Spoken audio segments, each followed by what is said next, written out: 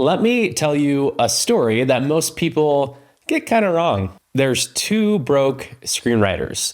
They got rejected 15 times, not twice, not just once. They got rejected 15 times. Everyone told them that their idea was too risky, too weird, too strange, too expensive, too nostalgic, too niche, career suicide. Well, that idea went on to generate over $1 billion for Netflix and become one of the biggest cultural moments of the last decade. And it's one of my personal entertainment shows ever. And the real lesson here isn't about Hollywood. It's about what happens when you stop listening to people who think safe is the same thing as smart. Matt and Ross Duffer were twin brothers from North Carolina. Film school grads, big dreams, but no leverage, especially in the studio system of Hollywood. Yet they still moved there. They went to LA with nothing. They wrote scripts that nobody wanted. They made a small horror film that went straight to video on demand. Nobody watched it. They worked on a TV show that got canceled. They did and they basically took whatever job would pay them. So for almost 10 years, they were the guys who almost made it, almost sold that pitch, almost got the green light, but nothing worked for them. That part never really shows up in the highlight reels because what we see today is something completely different. And then in 2013, they wrote a show originally called Montauk. Kids in the 1980s, psychic powers, secret government experiments, a monster from another dimension. The feedback was pretty brutal from a lot of those who would greenlight and fund it. There's a lot of people are saying, well, Spielberg already did that. Kids can't carry a serious drama. Nobody wants children's horror. $6 million an episode for unknown kids like the Duffers is insane. The nostalgia moment has already passed. We're long past that. The Duffers took it everywhere. HBO said no. AMC said no. NBC, no. Fox wanted to own the IP, but they also said no. 15 networks and streamers passed by their pitch. After 2 full years of rejection, where most people would have moved on, written something safer, watered it down, catered it to what the people wanted, at least the people, the higher ups in these studios. But none of that happened. They stuck to their guns and they didn't budge on the original concept and idea. Then 2015 came around and they pitched Netflix. Keep in mind, Netflix was still pretty new in the streaming game. They had just barely started in original programming. They weren't looking for bold bets. They wanted something more safe. So as the meeting went on, it just lasted 20 minutes. And Netflix greenlit the show on the spot. They gave approval for 8 episodes, $6 million per episode, and full creative control to the young 30-something-year-olds of the Duffers. What almost nobody actually talks about is the Duffers had never really run a show before. They've written, they contributed to the industry, they aspired to be directors themselves, they made a lot of student or children films.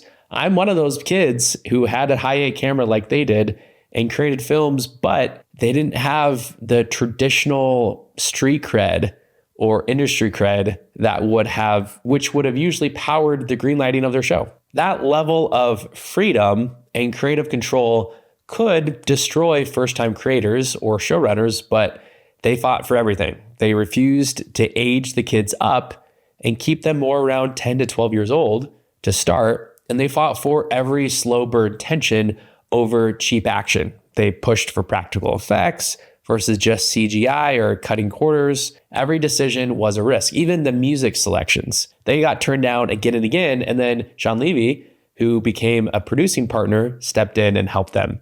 But anyways, by July 2016, Stranger Things dropped with almost no marketing. There was no big tour, no massive ad push, just 8 episodes. I mean, they barely even had star power behind it. They had Winona Ryder. And by week 1 of the release of the show, binge watching, there was decent buzz. Week 2, the word of mouth exploded.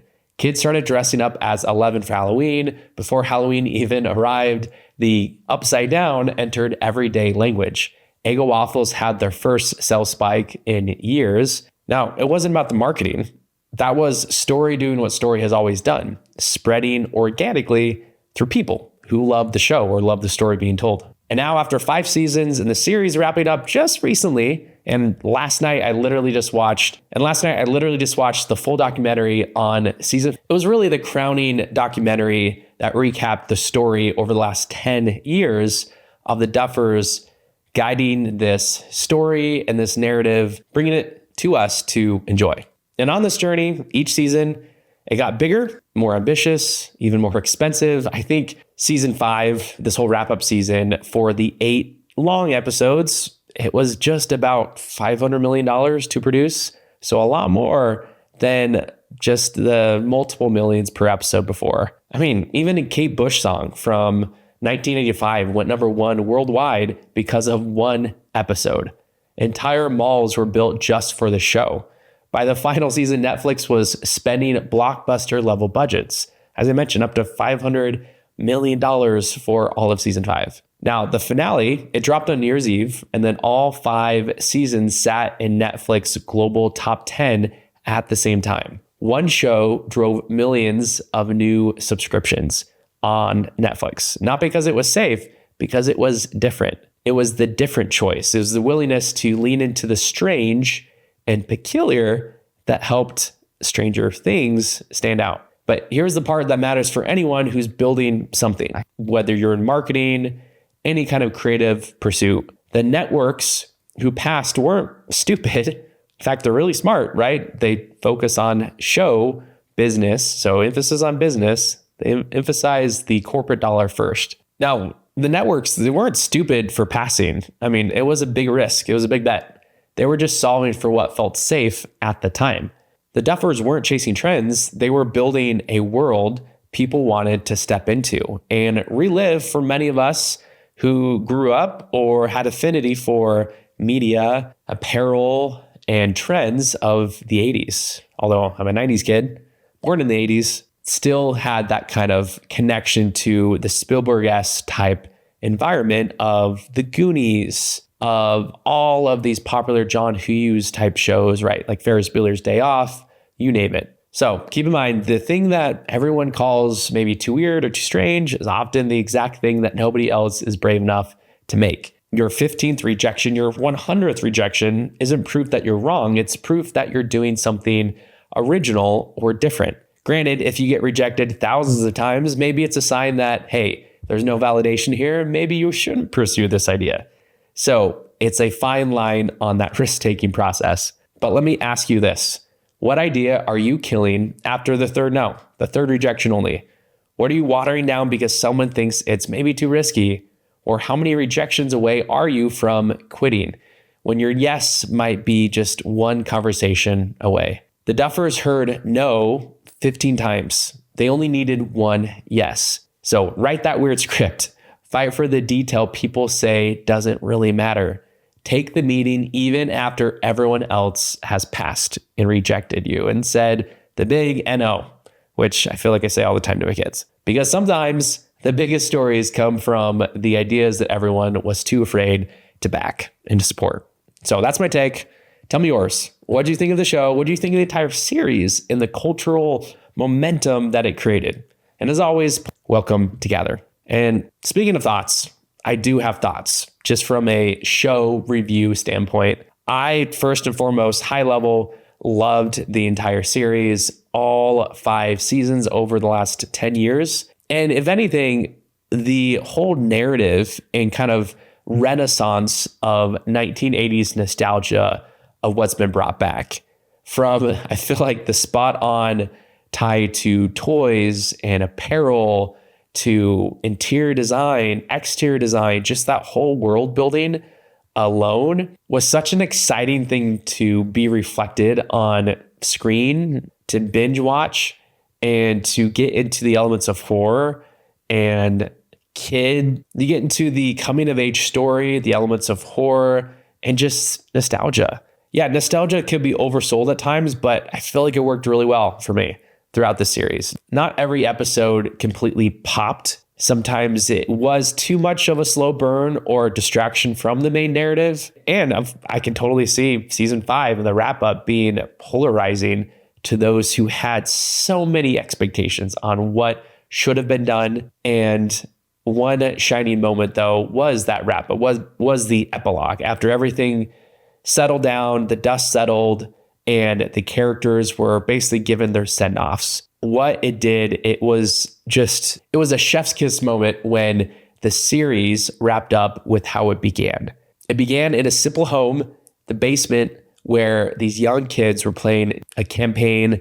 Their enthusiasm, their infectious personalities, their characterization, that felt like I was in their seat playing a game for myself. No distractions of technology, just simply there present with my friends. It began in 2015, 2016 with that type of episode, and it wrapped up with the kids graduating from high school.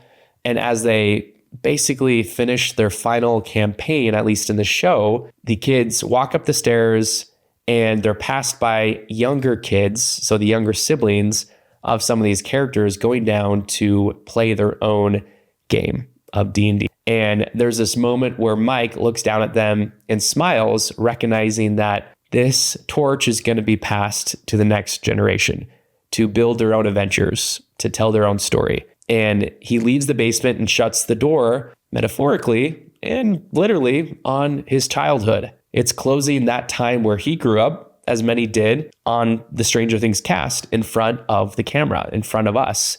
And this coming of age story where they were faced with all of these trials, difficulties, and triumphs that built their characters, that built their growth. And so closing the door on the childhood, placing their books on the shelf, allowing the torch to be handed off to the next generation of storytellers, I felt it was very poetic and such a smart move on the epilogue side of things. So it was bittersweet. I almost wanted to cry, as many of the characters and actors did, as they had the documentary premiere yesterday. And watching through it, it brought me back to all these feelings that not only were connected to the show, but my own childhood and my own experience in loving the world of movies and cinema, which I have just tremendous affinity for, that world of storytelling and creativity. So it's bittersweet. I am very satisfied with how they wrap things up.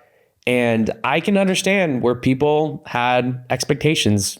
I myself did, but I also kind of felt like it was better to remove those expectations of what I feel like the story should have been or how it should have wrapped up, certain decisions made, and recognize that, hey, I'm not the storyteller here. The Duffer Brothers are. The writers are. These filmmakers, these characters are telling a story that they want to tell. And if I can't handle that, that's okay.